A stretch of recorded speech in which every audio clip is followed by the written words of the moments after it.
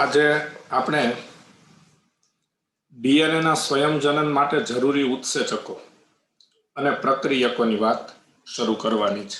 બરાબર, તો ડીએનએ ના સ્વયંજનન માટે જરૂરી ઉત્સેચકો અને પ્રક્રિયકો વિશે માહિતી આપો।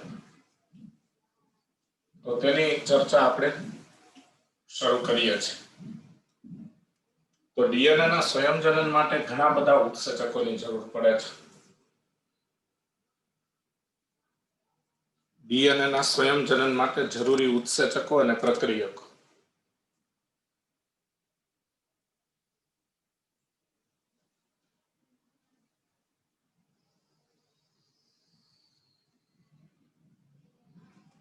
બરાબર, તો નવો સવાલ, ડીએનએ ના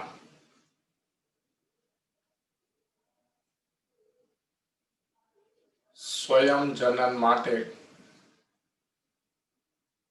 જરૂરી ઉત્સેચકો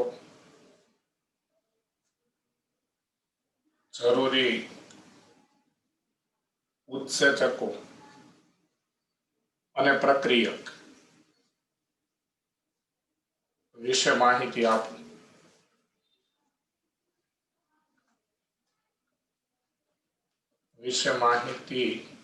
લખો। તો ડીએનએ ના સ્વયંજનન માટે જરૂરી ઉત્સેચક અને જરૂરી પ્રક્રિયક, બરાબર, કે જે ડીએનએ નું સ્વયંજનન ની કામગીરી કરે છે એ ઉત્સેચકો અને પ્રક્રિયકો ની માહિતી આપણે આપવાની છે। તો ડીએનએ ના સ્વયંજનન માટે ઘણા ઉત્સેચકોની જરૂર પડે છે। આખો ઉત્સેચકોનો સમૂહ જોઈએ।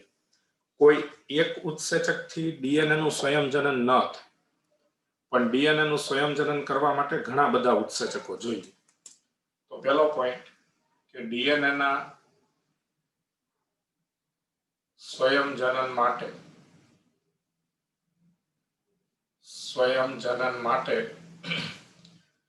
ઘણા ઉત્સેચકોની જરૂર પડે છે।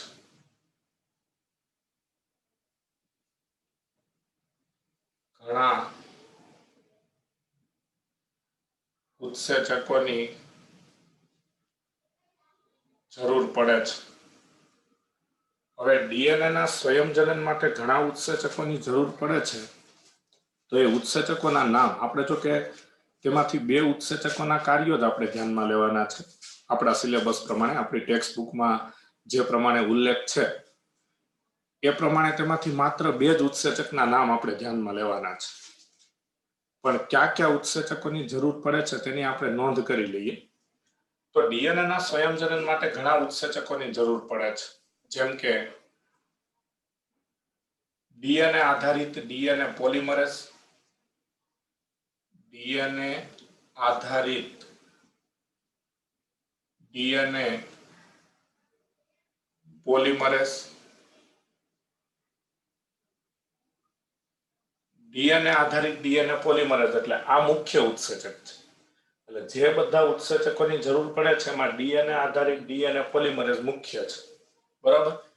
પછી ડીએનએ લાઇગેઝ,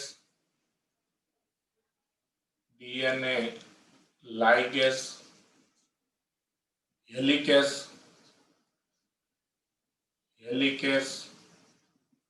પછી પ્રાઇમેસ વગેરે, બરાબર, વગેરે ઉત્સેચકોની જરૂર પડે છે। તો આ બધા ઉત્સેચકોની જરૂર પડે છે।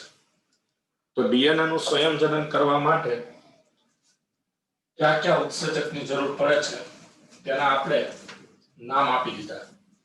તો ડીએનએ નું સ્વયંજનન કરવા માટે અહીંયા આપણે નામ આપ્યા કે ડીએનએ આધારિત ડીએનએ પોલિમરેઝ, બરાબર,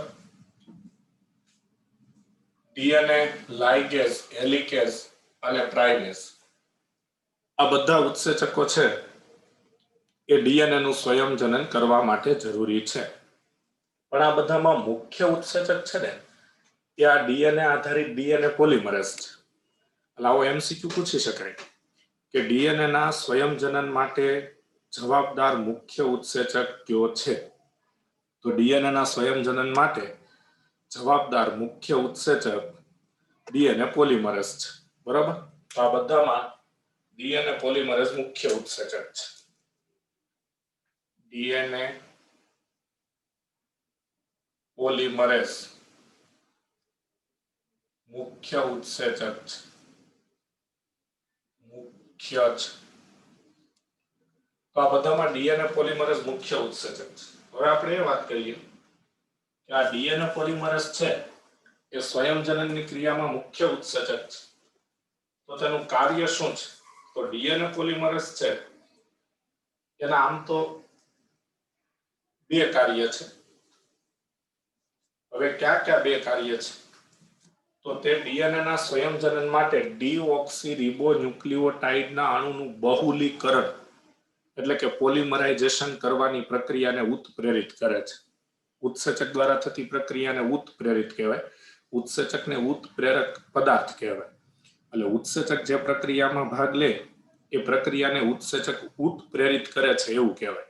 હવે આપણે સીધી વાત તો કરી દીધી કે ભાઈ ડીએનએ પોલિમરેઝ ઉત્સેચક છે સ્વયંજનન કરવાની ક્રિયામાં ડીઓક્સીરિબોન્યુક્લિઓટાઇડના અણુનું બહુલીકરણ એટલે કે પોલિમરાઇઝેશન કરે છે. તો ડીઓક્સીરિબોન્યુક્લિઓટાઇડના અણુ છે એ પ્રક્રિયક છે. એટલે ઉત્સેચકની સાથે સાથે આપણે પ્રક્રિયકની વાતે કરવાની છે. તો એવું શા માટે? તો આ આકૃતિ જુઓ. આ એક ડીએનએ નો અણુ છે. હવે આ એનો 3' to 5' છેડો આ બાજુ જાય છે. 3' to 5' અને આ બીજી શૃંખલા છે એનો આ 3' to 5' છેડો આ રીતે છે. તમે જાણો છો એ પ્રમાણે કે આ બંને શૃંખલાઓ એકબીજા સાથે આ રીતે આ નબળા H બંધથી એટલે કે હાઇડ્રોજન બંધથી જોડાયેલી છે. એટલે આ કમ્પ્લીટ આખો ડીએનએ નો અણુ બની ગયો. તો આ ડીએનએ નો અણુ છે. તેમાં બે પોલિન્યુક્લિઓટાઇડની શૃંખલા 3' to 5' અને આ પણ 3' to 5' એકબીજા સાથે આવા નબળા હાઇડ્રોજન બંધથી જોડાયેલી છે. હવે આનું સ્વયંજનન થાય છે. એટલે આનું સ્વયંજનન થાય એટલે સૌ પહેલા કઈ કામગીરી? તો સૌ પ્રથમ છે ને આ હેલિકેઝ નામનો ઉત્સેચક છે. આ હેલિકેઝનું કાર્ય આપણા સિલેબસમાં નથી એટલે આ વધારાની ચર્ચા કરીએ છીએ.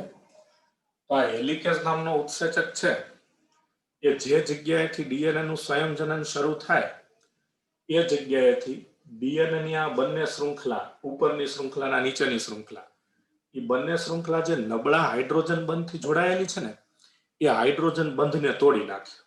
હેલિકેઝ નામનો ઉત્સેચક ડીએનએની બંને શૃંખલા વચ્ચે રહેલા નબળા હાઇડ્રોજન બંધ H બંધ ને તોડી નાખે. એટલે સૌ પેલું કામ આ ડિમોલેશનનું થયું. બંને શૃંખલાના નબળા હાઇડ્રોજન બંધ તૂટ્યા, ડિમોલેશન થયું એટલે બે શૃંખલા છૂટી પડે. એટલે સેકન્ડ સ્ટેપમાં આ આકૃતિમાં તમે જોઈ શકો છો કે આ રીતે આ એક શૃંખલા, આ બીજી શૃંખલા, અહીંયા હજુ આ બંને શૃંખલા એકબીજા સાથે આ નબળા હાઇડ્રોજન બંધથી જોડાયેલી છે. આ શૃંખલા આ 3' to 5' બરાબર. આ બાજુ આ શૃંખલા આ 3' to 5'. તો અહીંયા આ હેલિકેઝ નામનો ઉત્સેચક આ ડીએનએ ની બે શૃંખલાને છૂટી પાડતો પાડતો અહીંયા સુધી પહોંચ્યો છે. બરાબર. એક સાથે બે શૃંખલા 100% છૂટી ન પડે. ડીએનએ નો આખો જે અણુ હોય ને એનો થોડો થોડો ભાગ હોય એમાં બે શૃંખલા પહેલા એકબીજાથી છૂટી પડે. માનો કે અહીંયા સ્વયંજનનની શરૂઆત થઈ. બરાબર. તો હેલિકેઝ નામના ઉત્સેચકે આ નબળા હાઇડ્રોજન બંધ છે એ બે શૃંખલા વચ્ચેના તોડી નાખ્યા. આટલા ભાગમાં બે શૃંખલા છૂટી પડી. હવે ધીમે ધીમે આ હેલિકેઝ નામનો ઉત્સેચક આ આટલા જે ભાગમાં બે શૃંખલાઓ આ બંધથી જોડાયેલી છે ધીમે ધીમે એને છૂટા પાડશે. પણ આ હેલિકેઝ નામનો ઉત્સેચક જેમ જેમ ડીએનએ ના અણુની બંને શૃંખલાઓને આગળ આગળ છૂટા પાડતો હોય એ દરમિયાન આ છૂટા પડેલા ભાગમાં સ્વયંજનનની શરૂઆત થઈ જાય. સ્વયંજનનની શરૂઆત થઈ જાય. સ્વયંજનનની શરૂઆત આ છૂટા પડેલા ભાગમાં થાય એ ભાગને સ્વયંજનન ચીપિયો કહેવાય. એટલે આ ભાગને સ્વયંજનન ચીપિયો કહેવાય. સ્વયં જનન ચીપિયો કહેવાય. તો આ ભાગને શું કહેવાય? સ્વયં જનન ચીપિયો. બરોબર. તો જેટલા ભાગમાં હેલિકેજ ઉત્સેચક દ્વારા બંને શૃંખલાઓ એકબીજાથી છૂટી પડી ગઈ છે એટલા ભાગને સ્વયં જનન ચીપિયો કહેવાય. એ સ્વયં જનન ચીપિયામાં ડીએનએ નું સ્વયં જનન શરૂ થઈ જાય. હવે આપણે જાણીએ છીએ, ગઈકાલે ભણી ગયા કે આ છૂટો પડેલો જે ભાગ છે કે જેની વચ્ચે આ ચીપિયા જેવી રચના બને છે તેને સ્વયં જનન ચીપિયો કહેવાય. એમાં છૂટા પડેલા ડીએનએ ની બંને શૃંખલાને, એટલે આ શૃંખલાને અને આ શૃંખલાને ટેમ્પલેટ શૃંખલા કહેવાય. ટેમ્પલેટ શૃંખલા કહેવાય. આને પણ ટેમ્પલેટ શૃંખલા કહેવાય. એટલે છૂટા પડેલા ડીએનએ ની બંને શૃંખલાને શું કહેવાય? ટેમ્પલેટ શૃંખલા કહેવાય. છૂટા પડેલા ડીએનએ ની બંને શૃંખલાને ટેમ્પલેટ શૃંખલા કહેવાય. ટેમ્પલેટ એટલે પ્રતિકૃતિ. એટલે કે આ શૃંખલામાં જે પ્રમાણે નાઇટ્રોજન બેઝનો ક્રમ હોય ને એ પ્રમાણે નવી બનતી શૃંખલામાં નાઇટ્રોજન બેઝનો ક્રમ નક્કી થાય.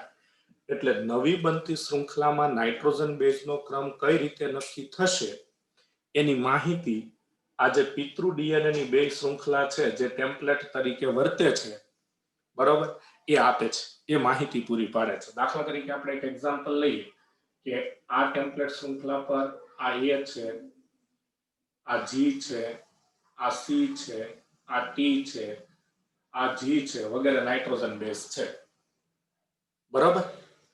તો હવે આ શૃંખલા દ્વારા જે નવી શૃંખલા બનશે, એટલે કે આ ટેમ્પલેટ શૃંખલા દ્વારા જે નવી શૃંખલા બનશે, બંને શૃંખલાઓ ટેમ્પલેટ તરીકે વર્તે અને એક એક નવી શૃંખલા બનાવે અને એમ થતા બે નવા ડીએનએ ના અણુ બને, બરાબર.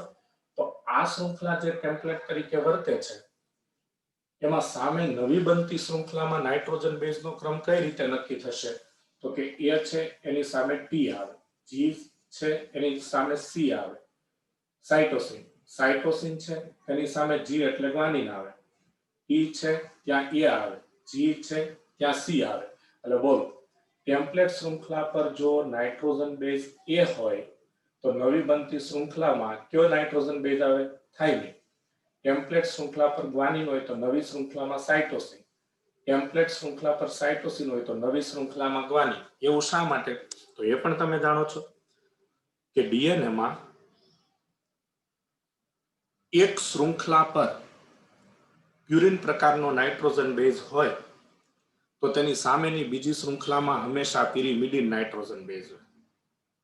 તેમાં એડેનિન અને થાઇમિન બંને એકબીજા સાથે જોડાય અને ગ્વાનિન તથા સાઇટોસિન બંને એકબીજા સાથે જોડાય. એટલે કે એ અને ટી એકબીજા સાથે જોડાય, જી અને સી એકબીજા સાથે જોડાય. એટલે આ ન્યુક્લિયોટાઇડનો અણુ છે એ થાઇમિન વાળો, આ સાઇટોસિન વાળો, આ ગ્વાનિન વાળો, આ એડેનિન વાળો, આ સાઇટોસિન વાળો. તો આ રીતે આ બધા ન્યુક્લિયોટાઇડના અણુ, આવા અસંખ્ય ન્યુક્લિયોટાઇડના અણુ આ રીતે ટેમ્પલેટ શૃંખલા મુજબ ગોઠવાતા જાય અને અસંખ્ય આ ન્યુક્લિયોટાઇડના અણુ ગોઠવાય એટલે એને ન્યુક્લિયોટાઇડનું બહુલીકરણ કહેવાય, પોલિમરાઇઝેશન કહેવાય. કારણ કે ડીએનએ એ ન્યુક્લિયોટાઇડના અણુનો બનેલો પોલિમર પદાર્થ છે. તો ડીએનએ એ ન્યુક્લિયોટાઇડના અણુનો બનેલો પોલિમર પદાર્થ છે અને આ રીતે અસંખ્ય ન્યુક્લિયોટાઇડના અણુ એકબીજા સાથે જોડાતા જાય અને ગોઠવાતા જાય એ ક્રિયા ડીએનએ પોલિમરેઝ નામનો ઉત્સેચક કરે છે. તો ડીએનએ પોલિમરેઝ નામનો ઉત્સેચક ન્યુક્લિયોટાઇડના અણુનું પોલિમરાઇઝેશન કરે છે. તો મુખ્ય ઉત્સેચક ડીએનએ પોલિમરેઝ છે, બરોબર છે, રાઈટ. કે ડીએનએની ટેમ્પલેટ શૃંખલાનો ઉપયોગ કરી ડીઓક્સીરિબોન્યુક્લિયોટાઇડના અણુનું બહુલીકરણ કરે છે. તો આ ઉત્સેચક એટલે કે તે એટલે ડીએનએ પોલિમરેઝ, બરાબર. ટેમ્પલેટ પિતૃ ડીએનએની જે ટેમ્પલેટ શૃંખલા હોય એ ટેમ્પલેટ શૃંખલાનો ઉપયોગ કરી ટેમ્પલેટ શૃંખલાનો ઉપયોગ કરી ટેમ્પલેટ શૃંખલાનો ઉપયોગ કરી એટલે આ ટેમ્પલેટ શૃંખલા પિતૃ ડીએનએની બંને છૂટી પડેલી શૃંખલા છે એ ટેમ્પલેટ શૃંખલા કહેવાય, બરાબર. તો ટેમ્પલેટ શૃંખલાનો ઉપયોગ કરી ડીઓક્સી રિબોન્યુક્લિયોટાઇડ્સ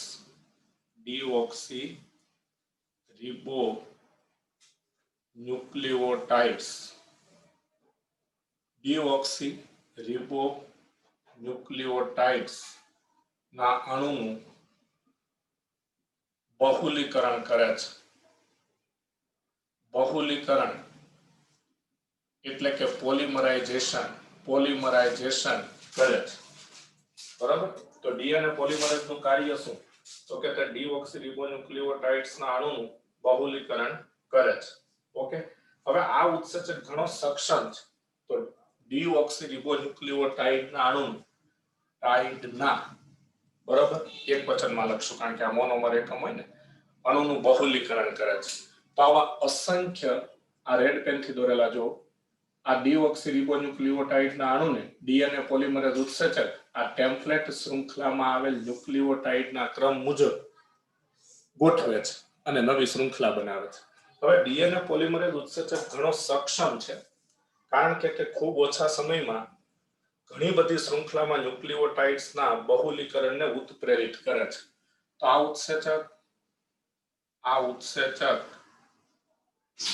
ઘણો સક્ષમ છે. હવે આ ઉત્સેચક ઘણો સક્ષમ છે, પાવરફુલ ઉત્સેચક છે ડીએનએ પોલિમરેઝ. કારણ કે અહીંયા આપણે વાક્ય લખવા માંગીએ છીએ કે ઓછા સમયમાં તે ઘણા બધા ન્યુક્લિઓટાઇડ્સ ના અણુનું પોલિમરાઇઝેશન કરે છે. એટલે આપણે એમ કહી શકીએ કે સ્વયંજનન ઝડપથી પૂરું કરે છે. તો કારણ કે ખૂબ ઓછા સમયમાં તે ઘણા ન્યુક્લિઓટાઇડ્સ ના અણુનું બહુલીકરણ કરે છે. કારણ કે ખૂબ ઓછા સમયમાં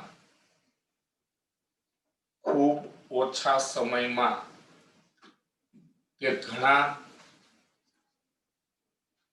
ન્યુક્લિઓટાઇડ્સ ના અણુનું બહુલીકરણ કરે છે. ઘણા ન્યુક્લિઓટાઇડ્સ ના અણુનું બહુલીકરણ કરે છે.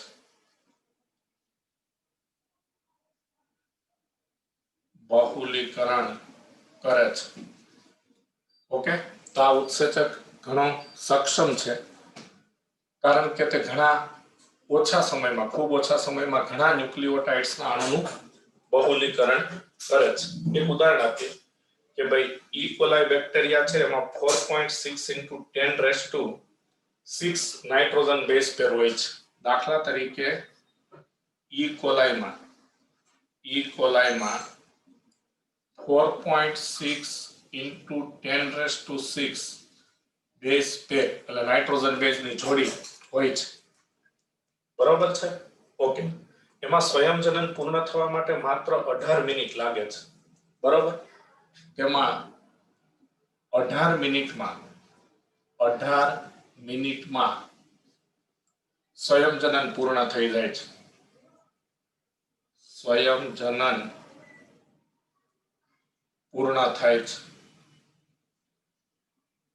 તો ઈ કોલાઈ બેક્ટેરિયામાં 4.6 × 10⁶ જેટલા નાઇટ્રોજન બેઝની જોડી હોય, બેઝ પેર હોય, તો તેમાં 18 મિનિટમાં સ્વયંજનન પૂર્ણ થાય છે. એટલે આનો અર્થ એવો થાય કે બહુલીકરણનો દર લગભગ 2000 બેઝ પેર પ્રતિ સેકન્ડ છે. એટલે કે બહુલીકરણનો દર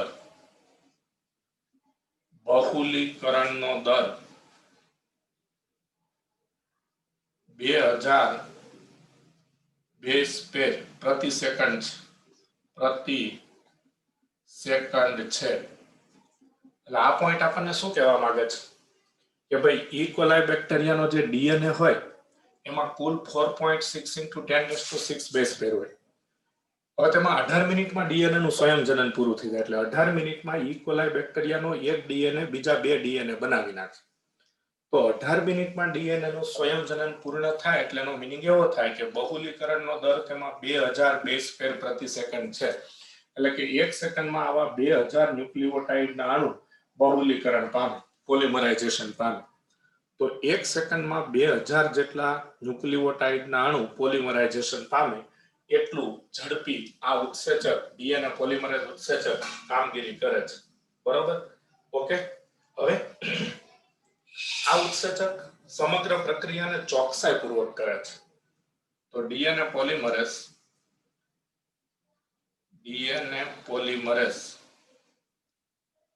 ઉત્સેચક, ડીએનએ પોલિમરેઝ ઉત્સેચક, બરાબર.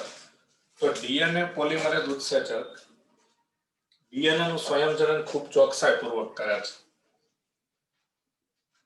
ડીએનએ નું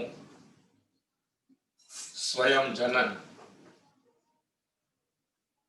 ખૂબ ચોકસાઈપૂર્વક કરે છે. ખૂબ ચોકસાઈપૂર્વક કરે છે.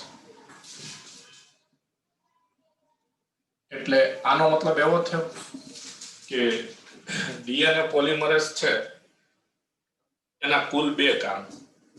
એક તો તમે જોયું કે ટેમ્પલેટ શૃંખલાનો ઉપયોગ કરી અને ડીઓક્સી રિબોન્યુક્લિઓટાઇડના અણુનું એ બહુલીકરણ કરે છે. તો ડીઓક્સી રિબોન્યુક્લિઓટાઇડના અણુનું બહુલીકરણ કરે છે અને એ પણ પાછું ઝડપી. કારણ કે 18 મિનિટમાં ઈ કોલાઈ બેક્ટેરિયામાં ડીએનએ નું સ્વયંજનન પૂરું કરી દે. એટલે 1 સેકન્ડમાં 2000 જેટલા નાઇટ્રોજન બેઝ એટલે કે ન્યુક્લિઓટાઇડ્સના અણુને તે ગોઠવી દે નવી શૃંખલા બનાવવા. આ રીતે વત્તા તે સ્વયંજનન ખૂબ ચોકસાઈપૂર્વક કરે. સ્વયંજનનમાં કે ભૂલ ન આવવા દે એમ. એટલે કે સ્વયંજનનનું પરફેક્શન પણ બહુ સારી રીતે જાળવે. કારણ કે જો ડીએનએ ના સ્વયંજનનમાં કોઈ ભૂલ આવે તો આપણે જાણીએ છીએ કે સજીવમાં વિકૃતિ આવે. કોઈ પણ સજીવમાં તેમાં ડીએનએ ના સ્વયંજનન દરમિયાન જો કોઈ ભૂલ આવે તો તે સજીવમાં વિકૃતિ આવે. એટલે ડીએનએ નું સ્વયંજનન ચોકસાઈપૂર્વક થવું જરૂરી છે. તો ચોકસાઈપૂર્વક કરે છે, બરાબર. કારણ કે જો સ્વયંજનનમાં કોઈ ભૂલ થાય તો વિકૃતિ ઉદ્ભવે છે, બરાબર. કારણ કે જો ડીએનએ ના સ્વયંજનનમાં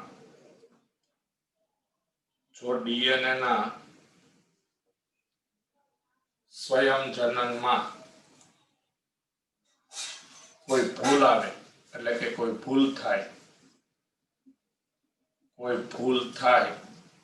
તો વિકૃતિ ઉદ્ભવે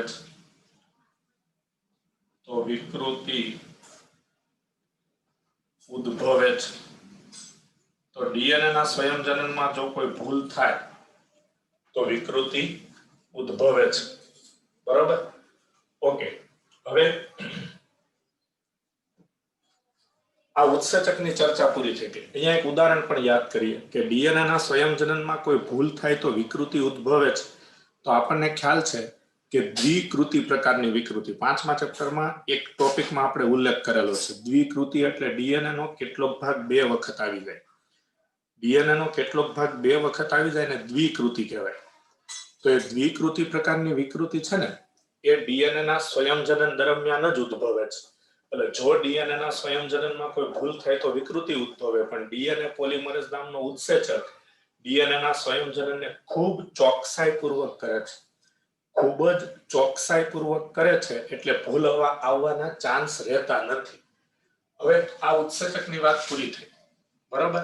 પણ આપણે તો 4 ઉત્સેચકના નામ લખ્યા છે: ડીએનએ પોલિમરેઝ, ડીએનએ લાઇગેઝ, હેલિકેઝ અને પ્રાઇમેઝ. તો બાકીના ઉત્સેચકો વિશેની માહિતી આપણી બુકમાં નથી. એક ડીએનએ લાઇગેઝ વિશે લખેલું છે કે તે પોલીન્યુક્લિઓટાઇડની શૃંખલાના ટુકડાને જોડે છે. કારણ કે લાઇગેઝ ઉત્સેચક તમે જાણો છો એ બે અણુને જોડી અને નવો અણુ બનાવવાનું કાર્ય કરે. તો અહીં ડીએનએ લાઇગેઝ ઉત્સેચક છે એ જ્યારે ડીએનએ નું સ્વયંજનન થતું હોય ત્યારે પોલીન્યુક્લિઓટાઇડના અણુની શૃંખલાના કેટલાક નાના નાના ટુકડા બને. એ ટુકડાને એકબીજા સાથે જોડે છે. એટલે પોલીન્યુક્લિઓટાઇડની શૃંખલાના ટુકડાને જોડવાનું કાર્ય ડીએનએ લાઇગેઝ કરે છે. હેલિકેઝનું કાર્ય તમને અહીંયા સમજાયું. તે બંને શૃંખલાના નબળા હાઇડ્રોજન બંધ તોડી તેને એકબીજાથી છૂટી પાડે છે. અને પ્રાઇમેઝ નામનો ઉત્સેચક આરએનએ પ્રાઇમરનું નિર્માણ કરે છે. આરએનએ પ્રાઇમર એ સ્વયંજનન શરૂ કરાવતો ભાગ છે. એટલે આરએનએ પ્રાઇમર નામના પદાર્થનું સંશ્લેષણ પ્રાઇમેઝ નામનો ઉત્સેચક કરે છે અને આ આરએનએ પ્રાઇમર સ્વયંજનનની શરૂઆત કરાવે છે. હવે આપણે પ્રક્રિયકની વાત કરીએ. તો પ્રક્રિયકની વાત આમ તો આપણે જાણીએ છીએ કે ભાઈ ડીએનએ નું સ્વયંજનન થાય ત્યારે નવી પોલીન્યુક્લિઓટાઇડની શૃંખલા બને, બરાબર. તો આ પોલીન્યુક્લિયોટાઇડની શૃંખલા ક્યાં અણુની બનેલી હોય? ડીઓક્સીરિબોન્યુક્લિયોટાઇડ્સની બનેલી હોય. તો આ ડીઓક્સીરિબોન્યુક્લિયોટાઇડ્સ એ સ્વયંજનન માટે જરૂરી પ્રક્રિયા કહેવાય. તો ડીઓક્સીરિબોન્યુક્લિયોટાઇડ્સ એ સ્વયંજનન માટે જરૂરી પ્રક્રિયક તો છે જ, સાથે સાથે તે ઉર્જાની જરૂરિયાત પણ પૂરી પાડે છે. તો એક પોઈન્ટ આપણે એના વિશે યાદ રાખીશું કે ડીઓક્સીરિબોન્યુક્લિયોટાઇડ્સ એ સ્વયંજનન માટે જરૂરી પ્રક્રિયક છે. ડીઓક્સીરિબોન્યુક્લિયોટાઇડ્સ બરાબર. Triphosphate, deoxyribonucleotides triphosphate. તમે લોકો જાણો છો કે સજીવના શરીરમાં કોઈ પણ ક્રિયા થતી હોય તો જૈવિક ક્રિયા માટે જરૂરી શક્તિ એટીપી આપે. એટીપી ને એડિનોસાઇન ટ્રાઇફોસ્ફેટ કહેવાય. એટલે એટીપી ના બંધારણમાં 3 ફોસ્ફેટ હોય, એમાં 2 શક્તિસભર બંધ હોય ફોસ્ફરસ વચ્ચે, અને એ બંધ શક્તિથી ભરેલા હોય એટલે એમાંથી શક્તિ પ્રાપ્ત થાય. પણ એ તો એટીપી ની વાત છે. આ તો ડીઓક્સીરિબોન્યુક્લિયોટાઇડ્સ. પણ જ્યારે કોષના કોષ કેન્દ્રમાં યુકેરિયોટિક સજીવમાં આ ડીએનએ નું સ્વયંજનન થતું હોય ત્યારે એમાં ડીઓક્સીરિબોન્યુક્લિયોટાઇડ્સના અણુ પણ ટ્રાઇફોસ્ફેટ સ્વરૂપે હોય. એટલે એમાં પણ 2 ફોસ્ફેટ એટલે કે 2 ફોસ્ફરસ વચ્ચેના શક્તિસભર બંધ હોય. તો ડીઓક્સીરિબોન્યુક્લિયોટાઇડ્સ ટ્રાઇફોસ્ફેટ પ્રક્રિયાર્થી તરીકે વર્તે છે તથા બહુલીકરણ માટે જરૂરી ઉર્જા પૂરી પાડે છે. પ્રક્રિયક તરીકે વર્તે છે.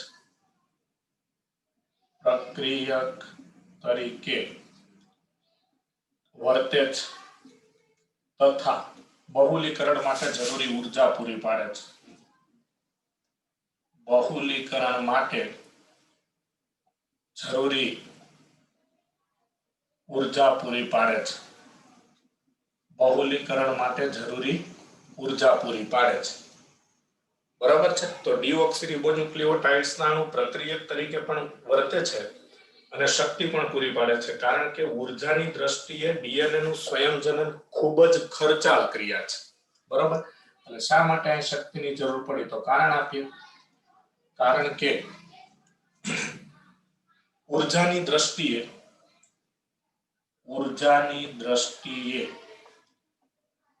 ડીએનએ નું સ્વયંજનન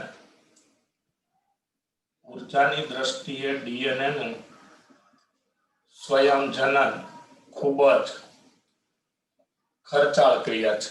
તો ઉર્જાની દ્રષ્ટિએ ડીએનએ નું સ્વયંજનન ખૂબ જ ખર્ચાળ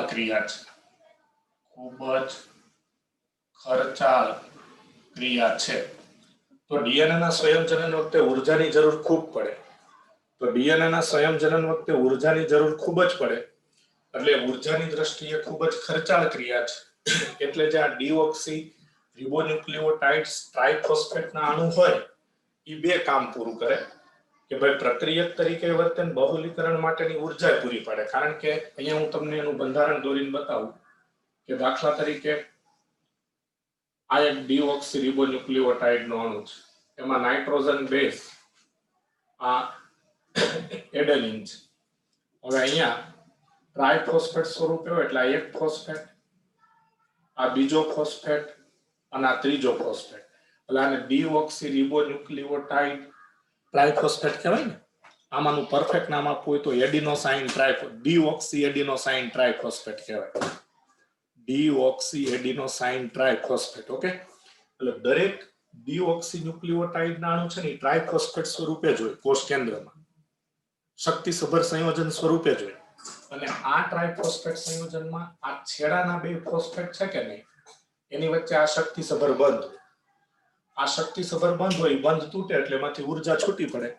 એ બંધ તૂટે અને એમાંથી ઉર્જા છૂટી પડે એટલે બરાબર એમાં શક્તિ જે પ્રાપ્ત થાય, શક્તિ જે છૂટી પડે બરાબર એનાથી બહુલીકરણની ક્રિયા થાય. તો ફોસ્ફેટ વચ્ચેના આ શક્તિસભર બંધ છે એમાંથી ઉર્જા છૂટી પડે બરાબર.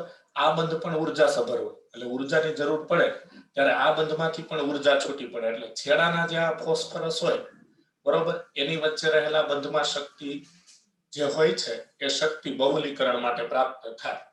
ઓકે, તો આ સવાલ આપણો પૂરો થયો. ડીએનએ ના સ્વયંજનન માટે જરૂરી ઉત્સેચકો અને પ્રક્રિયક વિશે માહિતી આપો. બરોબર, ઓકે. હવે ડીએનએ ના સ્વયંજનનની ક્રિયાવિધિ વિશે સામાન્ય માહિતી આપો. તો ડીએનએ ના સ્વયંજનનની ક્રિયાવિધિ વિશે સામાન્ય માહિતી આપો. તો એ તો આપણે જોઈ ચૂક્યા છીએ, છતાં ફરી એકવાર રિપીટ કરી દઈએ. નવો સવાલ, ડીએનએ ના સ્વયંજનનની ક્રિયાવિધિ, ડીએનએ ના સ્વયંજનન ની ક્રિયાવિધિ, ડીએનએ ના સ્વયંજનનની ક્રિયાવિધિ. સર નીચે કરો ને થોડુંક. ડીએનએ ના સ્વયંજનનની ક્રિયાવિધિ વિશે સામાન્ય માહિતી આપો. સામાન્ય માહિતી લખો. હવે આ ટોપિકની ચર્ચા તો આપણે કરી ચૂક્યા છીએ હમણાં જ્યારે આપણે પહેલી ટૂંકનોંધ શરૂ કરી બરાબર ત્યારે જ આપણે જોઈ ચૂક્યા છીએ, છતાં એકવાર ધ્યાન આપો. જો ડીએનએ ના સ્વયંજનનમાં પહેલી વાત ઈ કે સૌ પ્રથમ હેલિકેઝ નામનો ઉત્સેચક છે એ બંને શૃંખલાને છૂટી પડે. છૂટી પડેલી બે શૃંખલા વચ્ચે આવો ચીપિયા જેવો આકાર બને, એને કહેવાય સ્વયંજનન ચીપિયો. હવે એક સાથે બે શૃંખલા એક સાથે પહેલા છૂટી ન પડી જાય, થોડો થોડો ભાગ એનો છૂટો પડતો જાય, ચીપિયા જેવી રચના બનતી જાય અને એમાં નવી શૃંખલાઓ બનતી જાય. તો પહેલો એક મુદ્દો અહીંયા નોંધવા જેવો એ છે કે લાંબા ડીએનએ ના અણુની બંને શૃંખલાઓ એક સાથે સંપૂર્ણ રીતે અલગ થતી નથી, કારણ કે તેના માટે ઉર્જાની જરૂર વધારે પડે છે. તો લાંબા ડીએનએ ના અણુની લાંબા ડીએનએ ના અણુની બંને શૃંખલા લાંબા ડીએનએ ના અણુની બંને શૃંખલા તો લાંબા ડીએનએ ના અણુની બંને શૃંખલા એક સાથે સંપૂર્ણ રીતે અલગ થતી નથી. બંને શૃંખલાઓ એક સાથે સંપૂર્ણ રીતે અલગ થતી નથી. એક સાથે સંપૂર્ણ રીતે અલગ થતી નથી. એટલે જ્યારે ડીએનએ નું સ્વયંજનન થાય ત્યારે એકારે બે શૃંખલા આખા ડીએનએ ની છૂટી ન પડી જાય, થોડા થોડા ભાગમાં આ રીતે છૂટી પડે. બરાબર, શા માટે એક સાથે છૂટી ન પડે? તો કે તેના માટે ઉર્જાની ખૂબ વધારે જરૂર પડે છે. કારણ કે તેના માટે વધુ ઉર્જાની જરૂર પડે છે. તેના માટે વધુ ઉર્જાની જરૂર પડે છે. બરાબર, તેના માટે વધુ ઉર્જાની જરૂર પડે છે. એટલે એક સાથે બે શૃંખલા આખા ડીએનએ ની છૂટી ન પડે, થોડા થોડા ભાગમાં છૂટી પડે. ઓકે, હવે આ ડીએનએ ના કુંતલના નાના ખુલ્લા થયેલા ભાગમાં સ્વયંજનન થાય છે. બરાબર, તેને સ્વયંજનન ચીપિયો કહેવાય છે. તો ડીએનએ કુંતલના નાના ખુલ્લા ભાગમાં ડીએનએ કુંતલના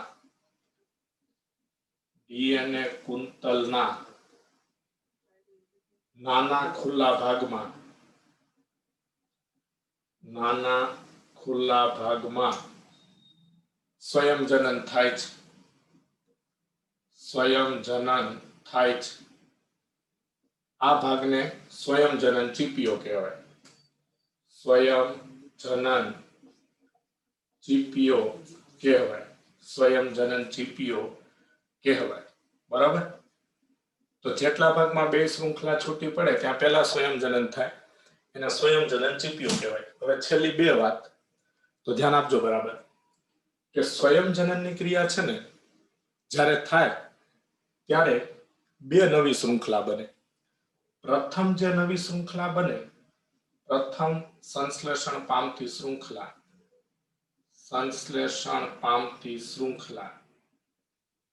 એને અગ્રેસર કુંતલ કહેવાય. શૃંખલાને અગ્રેસર કુંતલ કહેવાય.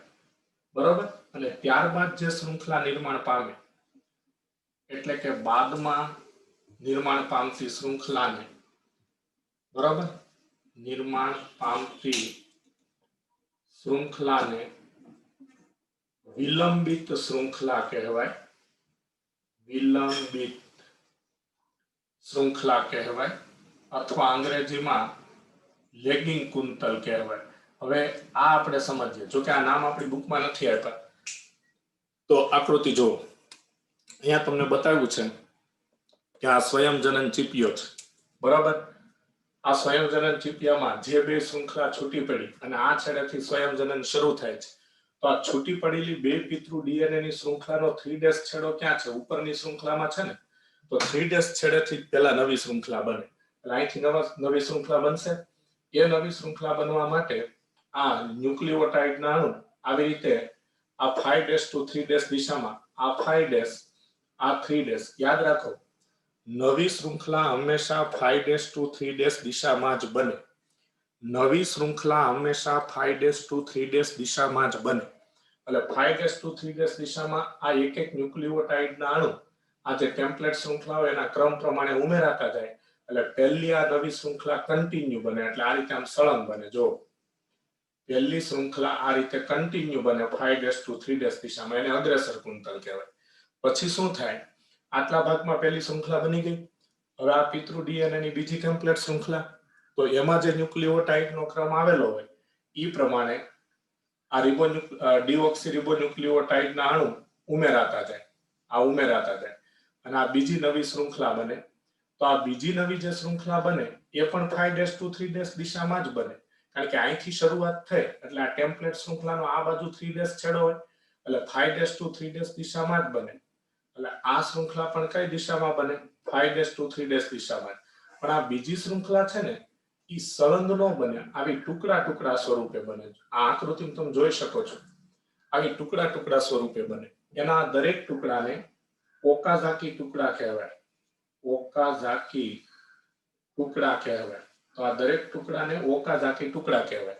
પછી આ ઓકાઝાકી ટુકડા આ ડીએનએ લાઇગેઝ નામના ઉત્સેચક દ્વારા જોડાય. એટલે આ ઓકાઝાકી ટુકડા ડીએનએ લાઇગેઝ દ્વારા જોડાય. બરોબર. તો બીજી શૃંખલા ટુકડે ટુકડે બને છે, એને વિલંબિત શૃંખલા કહેવાય છે.